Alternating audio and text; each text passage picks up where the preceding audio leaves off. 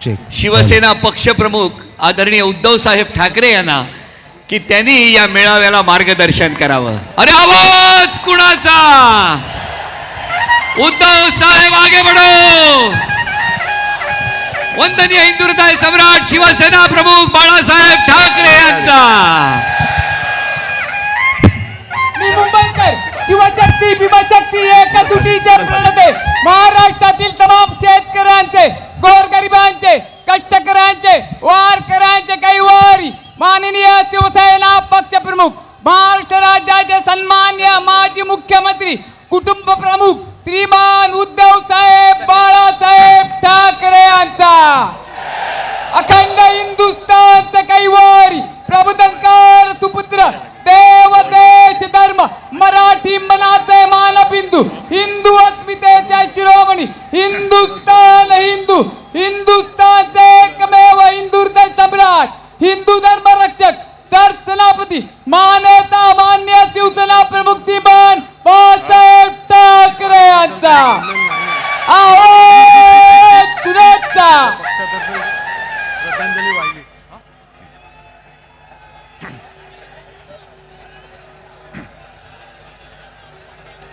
जमलेल्या माझ्या तमाम हिंदू बांधवांनो, भगिनींनो आणि मातांनो,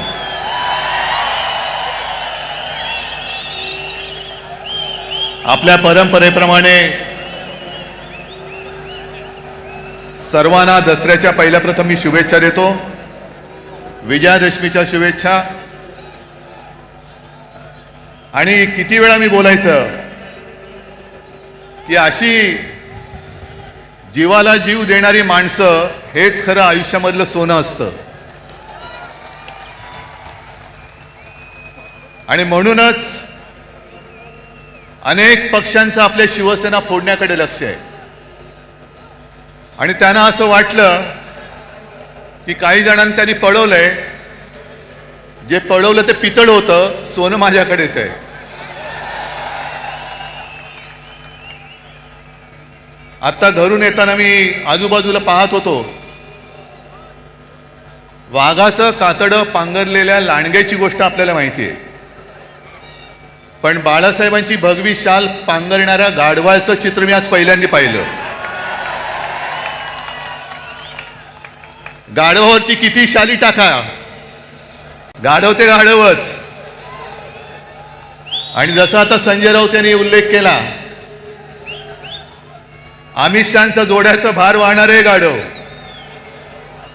जाऊ द्या, त्यांना जोडे लाख लाभोत, जनता पण मारणारे एक दिवस, तो दिवस पण काही लांब नाहीये। आज मुद्दामून ही सभा हा मेळावा अनेक जण सांगत होते की कसा घेणार, म्हटलं जसा नेहमी घेतो तसाच घेणार। आणि आजपर्यंत जेवढा जसा मोठा मेळावा झाला त्याहीपेक्षा मोठा मेळावा आज होणार। मला माहिती आहे सगळीकडे चिखल झालेला आहे, याचं कारण कमळाबाई। आता तुम्ही म्हणाल पावसाचा आणि कमळाबाईचा काय संबंध, पण कमळाबाईच्या कारभाराने कमळाबाईंनी स्वतःची कमळं फुलवून घेतलेत, पण जनतेच्या आयुष्याचा चिखल करून टाकलेला आहे।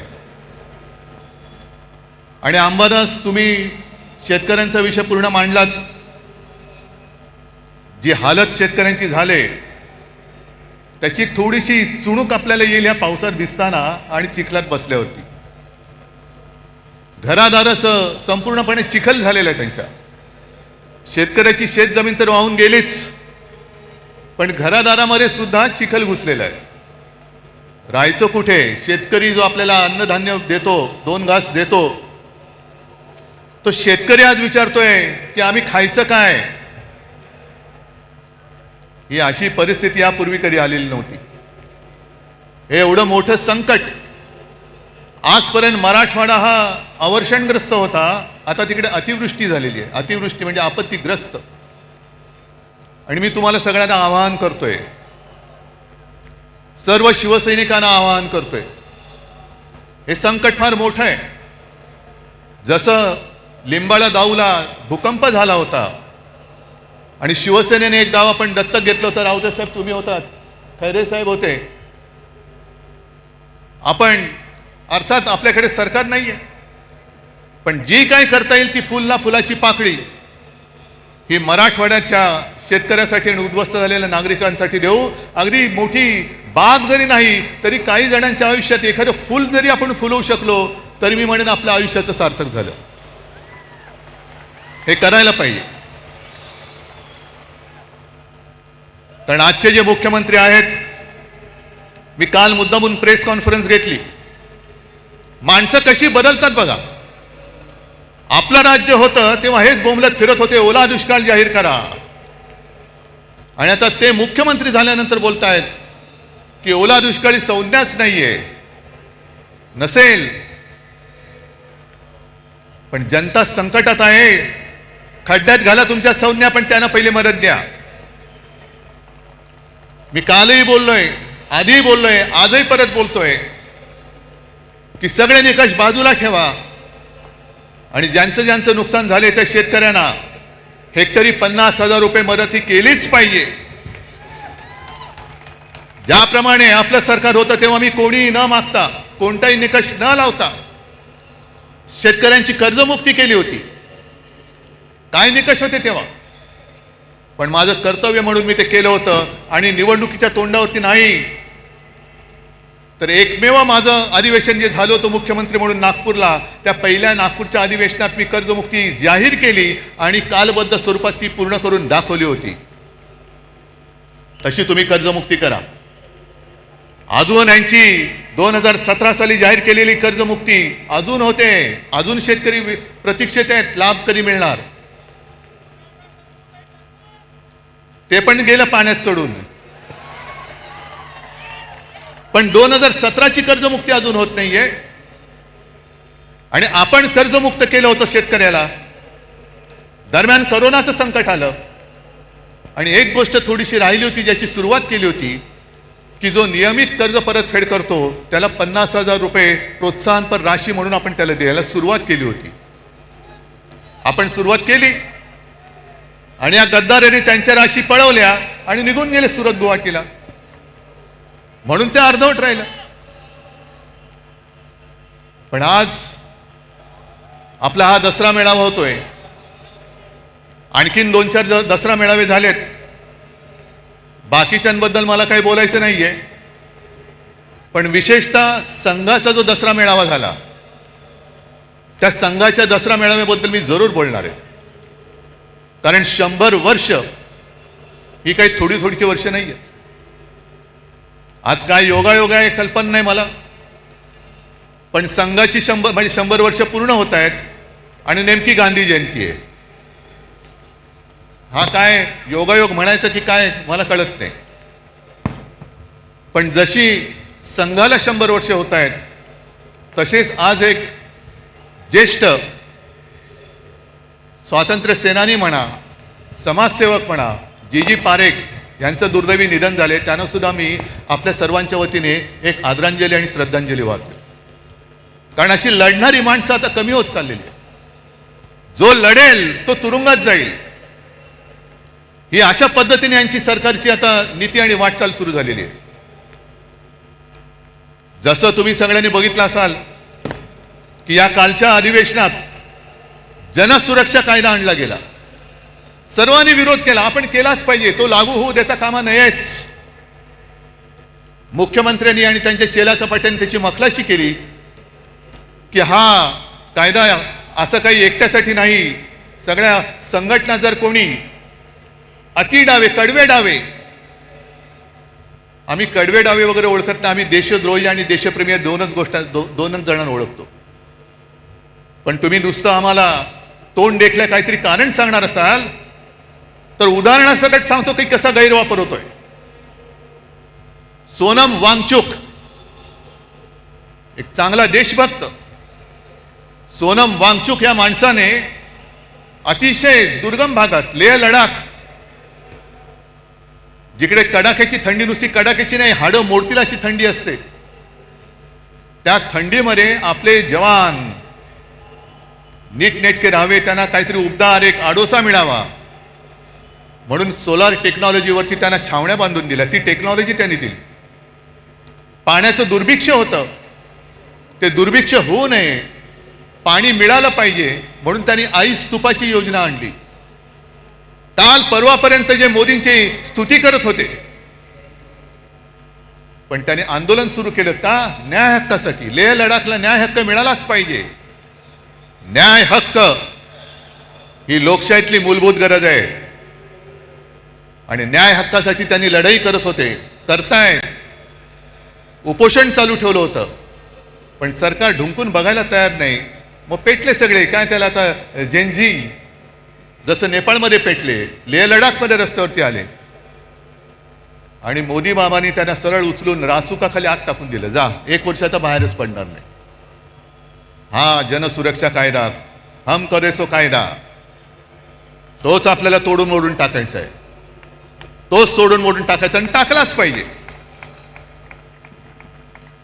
कारण मोदींची स्तुती करत होते तोपर्यंत वांगचूक हे देशद्रोही नव्हते, पण त्यांच्यावरती आता आरोप ठेवले की तुम्ही पाकिस्तानमध्ये जाऊन आलात, एका शिष्टमंडळातनं ते पाकिस्तानला गेले होते, म्हणून देशद्रोही म्हणून जर वांगचूक यांना अटक होणार असेल तर नवाज शरीफचा केक गपचूप जाऊन खाऊन येणाऱ्या मोदींना काय म्हणायचं, ह्या सुद्धा प्रश्नाचं उत्तर आम्हाला मिळालं पाहिजे. न्याय हक्क मागणं हा या देशामध्ये देशद्रोह होतोय. आणि म्हणून काही वेळेला असं वाटतं की या सगळ्या कमळाबाईंनी चिखल करून ठेवलाय. जो म्हणतोय ते तुम्हाला आता कळेल. एक एक गोष्टी मी तुम्हाला सांगेन तसं. एक तर भाजप आणि प्रशासन, सरकार चालवण्याचा सुतराम संबंध नाही, दुरान्वयाने सुद्धा संबंध नाहीये. 3 वर्ष मणिपूर जळतंय. आता काल परवाकडे मोदी मणिपूरमध्ये गेले. 3 वर्ष जळते मणिपूर. तिथल्या महिलांची धिंड निघते, धिंडवडे निघतात अब्रूचे. ना मोदी जायला तयार, ना दुसरे व्यापारी जायला तयार. पण एवढं करून मोदी गेले. आम्हाला असं वाटलं की मोदी काहीतरी तोडगा काढतील, ज्यांच्यावरती अत्याचार झाले त्यांना काहीतरी सांत्वन करतील. पण गेल्यानंतर त्यांचं भाषण आलं होतं. हसायचं की रडायचं. मणिपूरमध्ये गेल्यानंतर मोदीजीने भाषण केलं, मणिपूर के नाम में ही मणी है. ते तिकडे जाऊन कशाला बघायला पाहिजे, आम्हाला इथेही कळतं, म्हणून मराठी सक्तीची पाहिजे. मणिपूरमध्ये जाऊन तुम्हाला मणिपूरमधला मणी दिसला, पण मणिपूरच्या जनतेच्या डोळ्यातलं पाणी नाही दिसलं. तिथली जनता रडते, तिथली जनता आक्रोश करते. पण आमचे पंतप्रधान तिकडे जाऊन मणिपूर के नाम में ही मणी आहे. कशाला जाता मग तिकडे? ही जी यांची सगळी जी वृत्ती आहे, मला असं वाटतं काही वेळेला विचार केल्यानंतर की भाजप म्हणजे आता अमिबा झालेला आहे. अमिबा म्हणजे तो एक पेशी प्राणी असतो, काय जीव असतो, तो सगळ्यांना शाळेमध्ये होता. अमिबा वाटेल तसा वेडा वाकडा कसाही पसरतो, जिकडे लागेल तिकडे युती करतो. झालं काम की इकडचा हात काढला तिकडे हात करतो, तिकडचा. पण एक पेशी मीच शरीरात गेलं तर पोट बिघडतं. तसे समाजात घुसले तर शांती नाहीशी होते. म्हणून मी त्यांना अमिबा म्हणतोय, म्हणून अभिमा म्हणतोय. आणि आमचे जे मुख्यमंत्री आहेत, हे मुख्यमंत्री आम्हाला शिकवत आहेत. म्हणून मी बातमी घेऊन आलोय. इंडिया टुडेने सर्वे केलाय, तुमच्यापर्यंत आलाय. इंडिया टुडेने एक सर्वे केला की most popular CM across India. आता गेल्या 2-3 महिन्यातला सर्वे आहे, म्हणून मी त्याचं कागदच घेऊन आलेलो आहे. आपल्या वेळेला पहिल्या 5 मध्ये महाराष्ट्राचा मुख्यमंत्री येत होता. माझं कर्तृत्व नव्हतं, हे तुमचं सहाय्य होतं. महाराष्ट्राच्या जनतेचं कौतुक होतं, ते माझं नव्हतं. पण आज जो हा सर्वे झालेला आहे, आलेला आहे, त्याच्यामध्ये सगळ्यात पॉप्युलर उत्तर प्रदेशचे मुख्यमंत्री योगी, नंबर 1, 2 ममता, 3 चंद्रबाबू, 4 नितीश कुमार, त्याच्यानंतर स्टॅलिन, नंतर काय ते पिनारवी विजयन, मग रेवंत रेड्डी, मोहन यादव, हेमंता विश्वकर्मा शर्मा आणि 10व्या ह्याच्यावरती आमचे मुख्यमंत्री देवेंद्र फडणवीस. नशीब 10वे नाही तर फडणवीस म्हणून 20वे आले असते. अहो येणार कसे? सगळी बजवचपुरी करून ठेवलेली आहे. काय केलं काय तुम्ही आजपर्यंत? आज सुद्धा बातमी आली की कुठल्या एका अधिकाऱ्याच्या ऑफिसमध्ये धाड टाकली, अधिकाऱ्याला पकडला रंगेहात. वसई विरारच्या महापालिकेच्या आयुक्ताला पकडलं होतं. अधिकारी पकडले जात आहेत, पण मंत्री राजरोस बॅगा उघड्या टाकून खोलीमध्ये बिनधास्त बसलेले आहेत. त्यांना यांना हात लावायची हिंमत होत नाहीये. मंत्र्यांच्या नावाने दारूचे परवाने दिले जात आहेत. आईच्या नावाने, पत्नीच्या नावाने डान्स बार काढले जात आहेत. पुरावे सादर केले, विधिमंडळात सादर केले, तरी सुद्धा देवेंद्र फडणवीस त्या मंत्र्यांना समज देऊन सोडून देत आहेत. हे बरं नाही, पुढच्या वेळेला पुरावा दिसता कामा नये. हे तुमचं राज्य, हा तुमचा कारभार.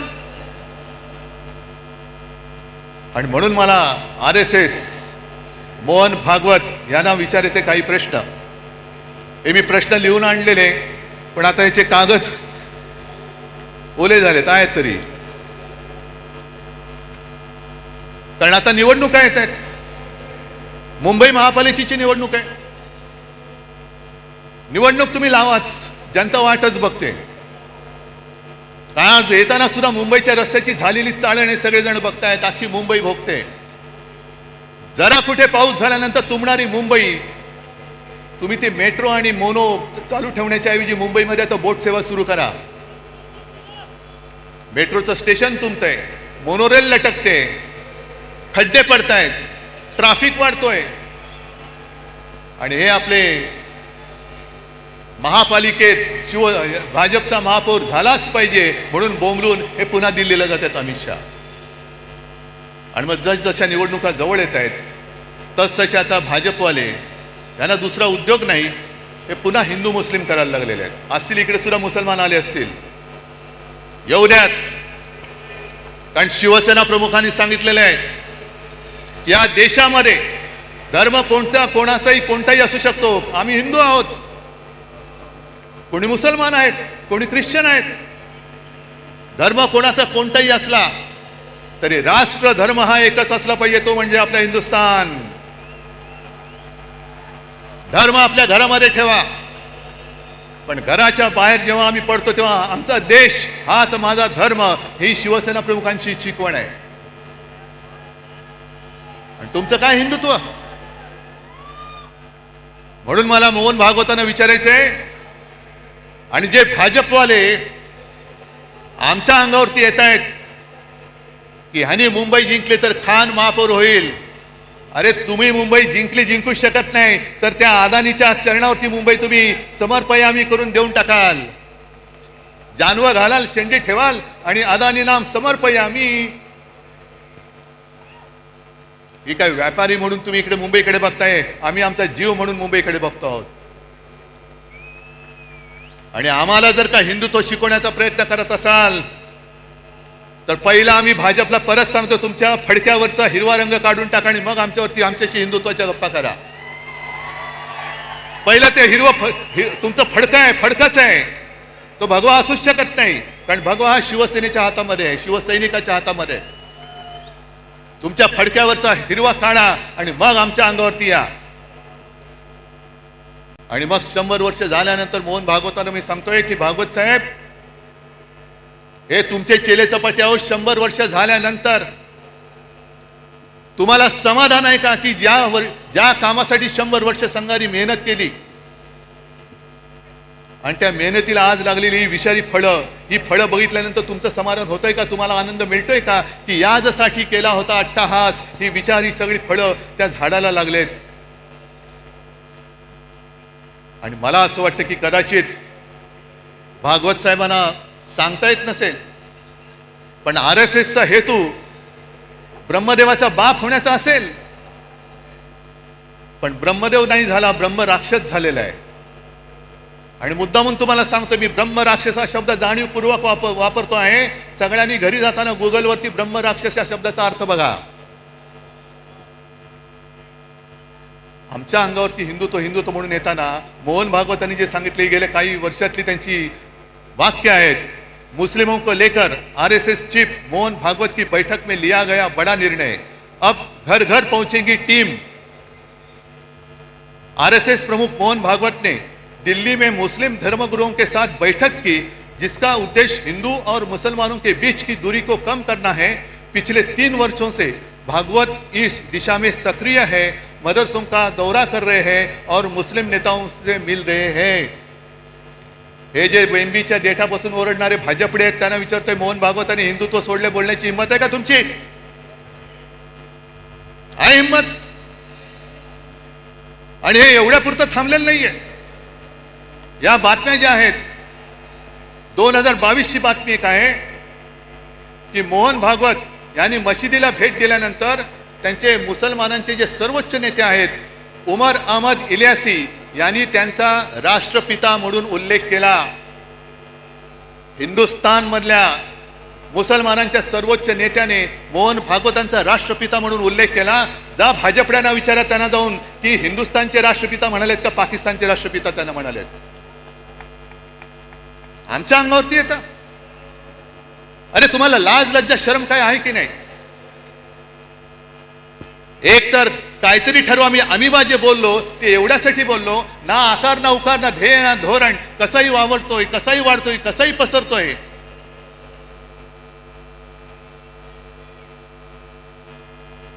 आणि जरा थांबा, मला बोलू द्या नाही तर इकडून वाचन करा. हे एवढ्यापुरतं थांबत नाहीये. मोहन भागवत बोललेले आहेत की या देशामध्ये राहतो तो प्रत्येक जण हिंदू आहे. मग हे तुमचे जे चेले चपाटे करतायत हिंदू मुस्लिम, आम्ही जे सांगतोय परत मी त्याच्यावर ठाम आहे की हा देश जो स्वतःचा मानतो तो आमचा आहे. त्या सोफिया कुरेशी ज्यांना हे भाजपवाले पाकिस्तान्यांची आणि अतिरेक्यांची बहीण बोलले होते, ती सोफिया कुरेशी आमची सगळ्यांची बहीण आहे. हे आमचं हिंदुत्व आहे. पण काहीतरी एक दिशा ठरवा, काहीतरी एक कुठे जायचं ते ठरवा. कारण एका बाजूला तुम्ही सोफिया कुरेशीला पाकिस्तानांची बहीण म्हणताय, अतिरेक्यांची बहीण म्हणताय, दुसऱ्या बाजूला बिल्किश बानोवरती अत्याचार करणाऱ्यांची तुम्ही स्वागत करून मिरवणूक काढताय. आणि त्याच वेळेला मोदी सांगतायत की मुस्लिम महिलांकडनं रक्षाबंधन करून घ्या. एका बाजूला बटेंगे तो कटेंगे म्हणायचं आणि दुसऱ्या बाजूला मोदी सांगतात की लहानपणी त्यांच्या आजूबाजूला मुस्लिम लोकांची सगळी वस्ती होती, त्यांच्या घरी ईदच्या वेळेला जेवण सुद्धा मुस्लिम घरातून यायचं. काय नेमकं तुम्ही देशप्रेमी तरी आहात का? नक्की तुम्ही हिंदू तरी आहात का? जा स्वतःच तपासून घ्या. हिंदू म्हणून काय असतं ते आहे की नाही नीट बघून या. आणि देशप्रेम तुम्ही आम्हाला शिकवताय. काल परवाकडे झालेली जी क्रिकेट मॅच एशिया कप, तो जिंकल्यानंतर जो माणूस क्रिकेटची तुलना युद्धाबरोबर करतो तो माणूस बेशरम आहे. क्रिकेट आणि पाकिस्तान बरोबर कशाला थोतांड केली तुम्ही? ऑपरेशन सिंदूर तुम्हीच आम्हाला सांगितलं ना की पेहलगाम मध्ये धर्म बघून, धर्म विचारून गोळ्या घातल्या. हिंदू आहे घाल गोळी, हिंदू आहे घाल गोळी. एक तर तुमचं सरकार तिकडे 10 वर्ष बसले, तुमच्या देशामध्ये हिंदू सुरक्षित नाहीये. या देशामध्ये हिंदू धर्म विचारून गोळ्या घालणाऱ्या अतिरेक्यांच्या देशाबरोबर तुम्ही क्रिकेट खेळता. म्हणजे बाप देशप्रेमाचं नाटक करतो, ढोंग करतो आणि पोरगा क्रिकेट खेळतो. ही तुमची घराणेशाही. एका बाजूला तुमची नाचलेली कुजलेली सडकी ढोंगी घराणेशाही आणि दुसऱ्या बाजूला आमच्या ठाकरेंची घराण्याची परंपरा, ठाकरेंची घराणेशाही, ज्याचा मला अभिमान आहे. कशाला घराणेशाही बद्दल बोलता? आणि म्हणूनच तुम्ही किती जरी प्रयत्न केले तरी ही तुफान गर्दी, पाऊस पडतोय. आम्ही खुर्च्या बुडाखाली घेऊन बसणारी माणसं नाही आहेत. इकडे तर बघा, खुर्ची असली काय नसली काय, खुर्ची आम्ही घेतो डोक्यावरती.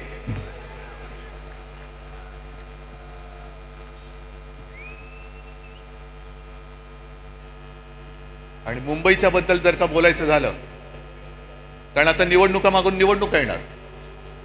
काल परवाकडे जेव्हा मी शेतकऱ्यांच्या दौऱ्यावरती गेलो होतो, पाहणी त्यांच्याशी बोलत होतो, शेतकरी उद्विग्न आहे, रडतोय. आणि काही जण मला येऊन बोलत होते की साहेब तुमच्या काळात तुम्ही केलेली कर्जमुक्ती तशी आम्हाला पाहिजे, तुम्ही आम्हाला परत हवे आहात. म्हटलं आता दादा त्याच्यामध्ये जाऊ नकोस, पहिलं तुला संकटातून बाहेर काढावं लागेल. पण एक वाक्य बोलताना तो बोलून गेला ते फार महत्वाचं आहे. म्हणून मी जी काल मागणी केली लाडक्या बहिणीबाबत ती त्याच्यासाठी केलेली आहे. निवडणूक आल्यानंतर महिलांच्या अकाउंटमध्ये 1,500 रुपये टाकले गेले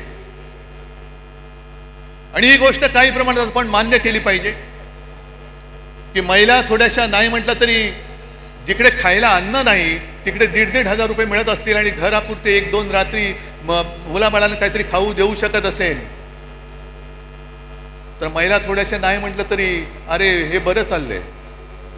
पण तो शेतकरी बोलला की साहेब ही भाजपची अवलाद आहे ना, ही आता पगारी मतदार तयार करते, पगारी मतदार. आपल्याला महाराष्ट्राने ठरवायचंय की आपण भाजपचे पगारी मतदार होणार की स्वाभिमानी मतदार व्हायचंय, हे आता तमाम महिलांनी ठरवायचंय. कारण पंतप्रधान तिकडे बसलेत.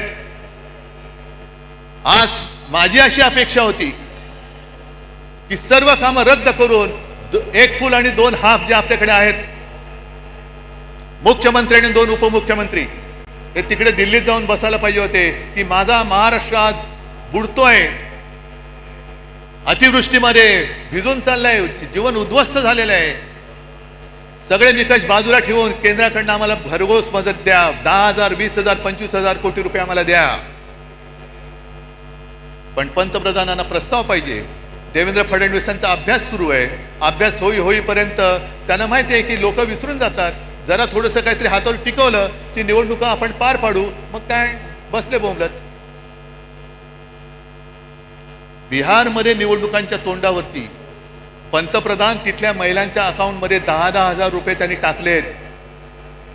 जवळपास किती 10,000 कोटी रुपये, 10,000 कोटी. काय प्रस्ताव आला होता बिहारमधून? तिकडे निवडणुका असल्यानंतर प्रस्तावाची गरज नाही. तुम्हाला मतं विकत घेण्यासाठी तुमच्याकडे पैसे आहेत, पण उद्ध्वस्त झालेल्या महाराष्ट्रासाठी द्यायला तुमच्याकडे पैसे नाहीत, हा माझा जाहीर आरोप आहे. गेल्या निवडणुकीत सुद्धा मोदी तिकडे गेले होते आणि लिलाव केला. बिहार के लिए मैं पैकेज देना चाहता हूं, कितना दे दूं? 50,000 दे दूं कि 70,000? 70,000 दे दूं कि 90,000? आणि करत करत करत 1.25 लाख कोटी रुपये त्यांनी तिकडे जाहीर करून टाकले होते. 1.25 लाख कोटी मिळाले की नाही मिळाले बिहारच्या जनतेला माहिती. म्हणजे तुमच्याकडे पैसे आहेत, पण तुम्हाला महाराष्ट्राला, तुम्ही महाराष्ट्रावरती अन्याय करताय. अन्याय तुमच्या मनामध्ये आहे. महाराष्ट्रावरती सूड घ्यायचंय तुम्हाला. हे जे राजकारण चाललेलं आहे, म्हणून मी जे काय म्हटलं की भाजप आणि सरकार यांचा सुतराम संबंध नाहीये, सुतराम संबंध नाहीये. याला प्रत्येक गोष्टीमध्ये महोत्सव साजरे करायचे. बचत महोत्सव, बचतोत्सव. जीएसटी कमी केला, लावला कोणी होता? नेहरूने लावला होता. नेहरूने लावला होता का जीएसटी? मग गेले 8 वर्ष तुम्ही लुटलात संपूर्ण देशाला. 125 लाख कोटी रुपये तुम्ही तिकडे खिशात घालून बसलात. म्हणजे मला तो राजेश खन्नाचा पिक्चर आठवला. कुठला तो आज का MLA का काहीतरी पिक्चर आहे. त्याच्याकडे काही हॉटेलवाले येतात आणि सांगतात की अमुक एका पदार्थाची किंमत वाढवायची. ते सगळे म्हणतात अहो किंमत वाढवली तर लोक बोंबलतील. तुले कितना चाहते हो? नहीं दुगना करना चाहता हूं. नहीं ठीक है आप तिगना कर दो, तिप्पट करा. सगळे आजूबाजू सांगतात तो तिप्पट काय लोक रस्त्यावरती उतरतील. आपण राजेश खन्ना मुख्यमंत्री असतो सांगू उतरने दो, लोग रस्ते पे उतरेंगे, आंदोलन करेंगे, तोडफोड होईल, मग लोक माझ्याकडे येतील, मग मी हॉटेलवाल्यांना बोलवीन आणि त्यांना सांगेन तिप्पट नाही तुम्ही दुप्पट करा. त्यांचंही काम झालं आणि आपलंही काम झालं. या पद्धतीने तुम्ही सरकार चालवताय. आणि मुंबई महापालिकेची निवडणूक जी मी बोलत होतो ती होऊनच द्या. मुंबई महापालिका सुद्धा यांनी कशी गहाण टाकलेली आहे. एक तर तुमचा ज्याच्याशी संबंध नाही ती सगळी कामं स्वतःकडे, स्वतःवरती त्याचं श्रेय घेत आहे. बीडीडी चाळ आम्ही केली, कुठे केली? बीडीडी चाळीचं भूमिपूजन मी केलं होतं, सोबत शरद पवार होते आणि आदित्यनी तिथे आणि त्याच्याबरोबर जितेंद्र आव्हाडांनी मेहनत केलेली आहे. मुंबईचा कोस्टल रोड आम्ही केला. अरे लोक माहिती आहे ना लोकांना, स्वप्न कोणाचं आणि पूर्ण कोणी केलं. आणि आज सुरतानी एक गोष्ट केली, जी गोष्ट आदित्य इतके वर्ष बोलत होता की मुंबई हे न झोपणारं शहर आहे. दिवसा जे ऑफिसमध्ये जातात त्यांना दिवसा जेवणाची आणि खाण्याची पिण्याची, म्हणजे पाणी पिण्याची नाही सोय असते, तर रात्री काम करणाऱ्यांनी ती का असू नये. तेव्हा भाजपवाल्यांनी जो काय नंगा नाच केला होता, संस्कृती, नाईट लाईफ. अहो नाईट लाईफ म्हणजे तुम्ही मकावला जाऊन नाईट लाईफ वाले, तसं नाईट लाईफ नाही. कळलं ना? हा, हे मकावला जाऊन यांचं नाईट लाईफ फुलणार आणि आम्हाला इकडे शिकवणार साधन सुचिता.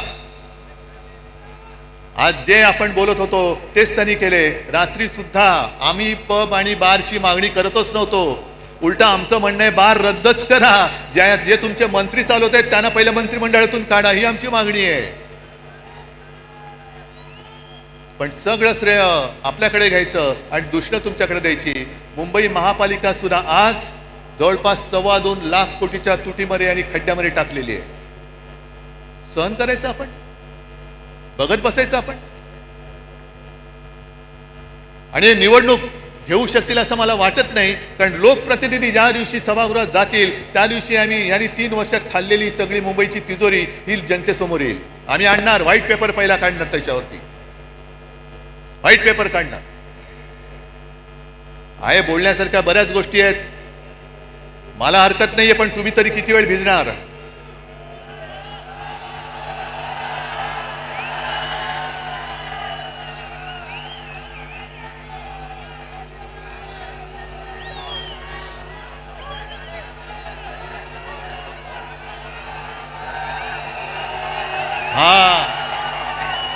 हा सैनिक, हा शिवसैनिक,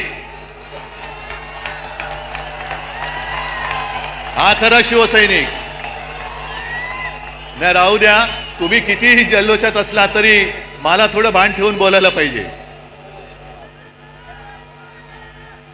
मग काही जणांची अपेक्षा आहे की उद्धव ठाकरे पुढचा कार्यक्रम काय देणार. आणि आत्ता कोण बोललं रे, उद्धव ठाकरे आणि राज ठाकरे एकत्र येणार का? अरे मग 5 जुलैला काय केलं होतं आम्ही, आणि तेव्हा मी बोललेलो आहे आम्ही एकत्र आलोय ते एकत्र राहण्यासाठी. जिथे माझ्या मातृभाषेचा घात होत असेल तिथे मी मराठी माणसामध्ये फूट पडू देणार नाही. आणि मराठीवरती हिंदीची सक्ती मी आज जाहीरपणाने परत सांगतोय.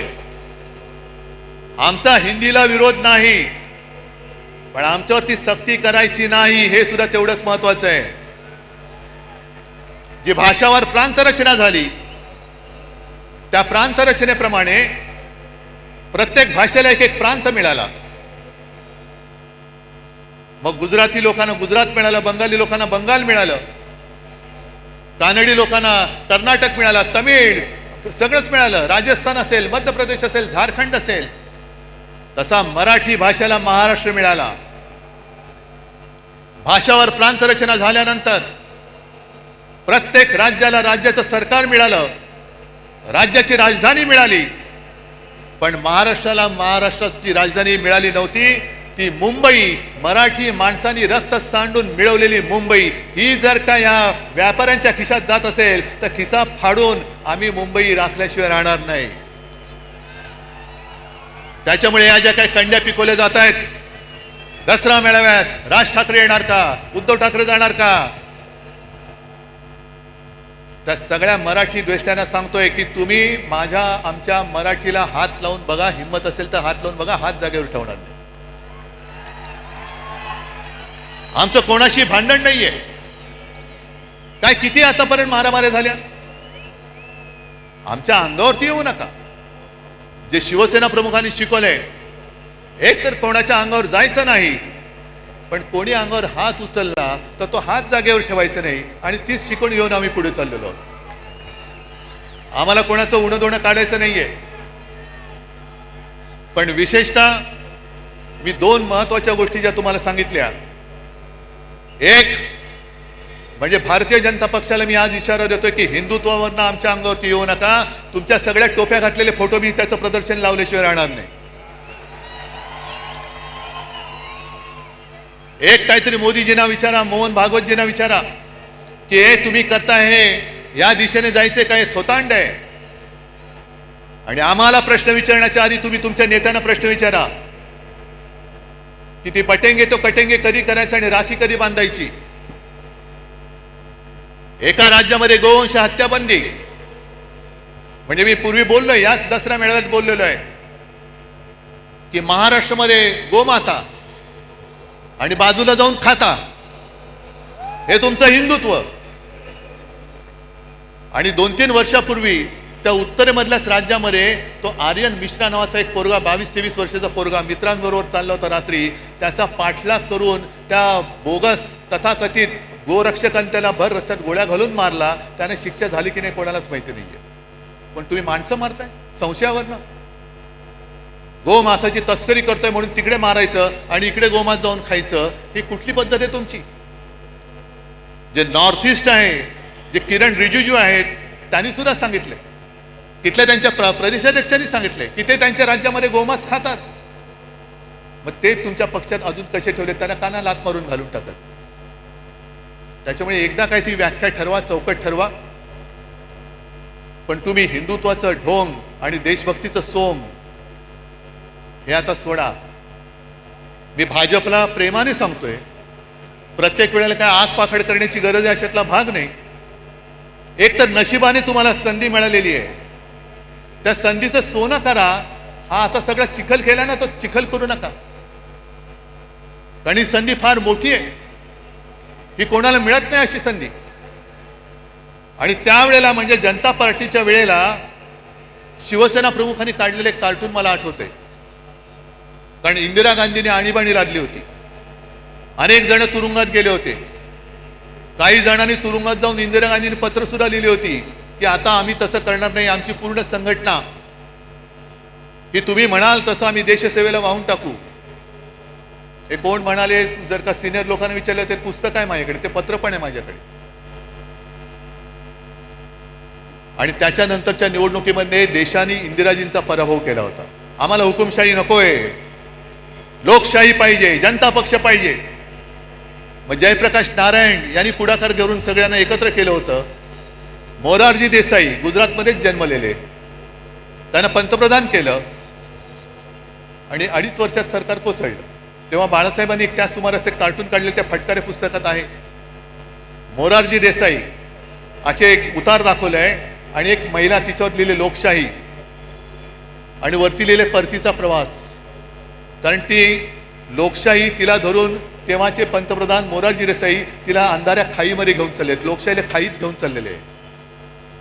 आणि तेच आहे, व्हायचे तेच झाले. हेकड वृत्तीमुळे जे घडायचे नव्हते तेच परत घडले. मोरारजी पुन्हा लोकशाहीला अंधाऱ्या खाईत घेऊन चालले. तेच चित्र आज मला दिसायला लागलेलं आहे. आणि त्या सगळ्या अंधाऱ्या खाईमध्ये जायचं नसेल तर आपल्या शिवसेनेची मशाल घेऊनच आपल्याला पुढे जावं लागेल. प्रश्न विचारावेच लागतील. जसं मोदींनी 2014 साली केलं होतं चाय पे चर्चा, पहिली तिथूनच सुरू करा. 14 साली चहाची किंमत काय होती आणि आज चहाची किंमत काय, पहिली सुरुवात तिथूनच करा. चाय पे चर्चा. दूध टाकल्यानंतर जीएसटी वाढतोय, साखर टाकल्यानंतर वाढतोय, पाणी काढलं की कमी होतोय, इथून सुरू करा. आणि प्रत्येक टपरीवरती बसून भ्रष्टाचार पे चर्चा सुरू करा. भ्रष्टाचार, यांनी केलेला भ्रष्टाचार. आणि आज महाराष्ट्र सरकारला मी इशारा देतोय की शेतकऱ्याची कर्जमुक्ती लवकर करा. शेतकऱ्याला 50,000 रुपये हेक्टरी लवकर जाहीर करा, नाहीतर मराठवाड्यामध्ये आम्ही रस्त्यावरती उतरल्याशिवाय राहणार नाही. राज्यभर आम्ही आंदोलन करू. मराठवाड्यामध्ये आम्ही सुद्धा लवकरात लवकर एक, जर यांनी जाहीर नाही केलं तर मोठा मोर्चा आपण खैरेसाहेब अंबादास मोर्चा लावायचा. कसे देत नाही, शेतकऱ्याचा हक्क आहे. आणि हे आंदोलन झालं पाहिजे. जिथे जिथे अन्याय दिसेल त्या अन्यायावरती वार करणं. आणि मी तर म्हणेन कार्यक्रम काय, ह्या ज्या काही तुम्हाला मी थोडक्यात गोष्टी सांगितल्या की देशात जे अंधभक्त झालेले आहेत त्या अंधभक्तांच्या डोळ्यावरची पट्टी काढणं आणि देशभक्ती खरी काय आहे, हिंदुत्व खरं काय आहे हे दाखवून देणं, हाच एक आपल्या याच्या पुढे कार्यक्रम. आज तुम्ही सगळेजण इकडे आलात, लांबून आलेला आहात, बाहेर गावातून आलेला आहात. सांभाळून जा, सुखरूप जा आणि हातामधला भगवा, हा भगवा हाच पाहिजे. याच्यावरती निशाणी, आपली निशाणीचं चिन्ह दुसरं ठेवा, पण भगवा हा शिवरायाचा भगवा. हा भगवा डौलाने फडकत लोकांना वाटलं पाहिजे, अरे माझा रक्षण करता हा बाळासाहेबांचा शिवसैनिक आहे. भगवी शाल पांघरलेला गाढव होऊ शकत नाही, कदापि होऊ शकत नाही. बस सगळ्यांना धन्यवाद देतो आणि असंच प्रेम, असेच आशीर्वाद कायम पाठीशी असू द्या. धन्यवाद.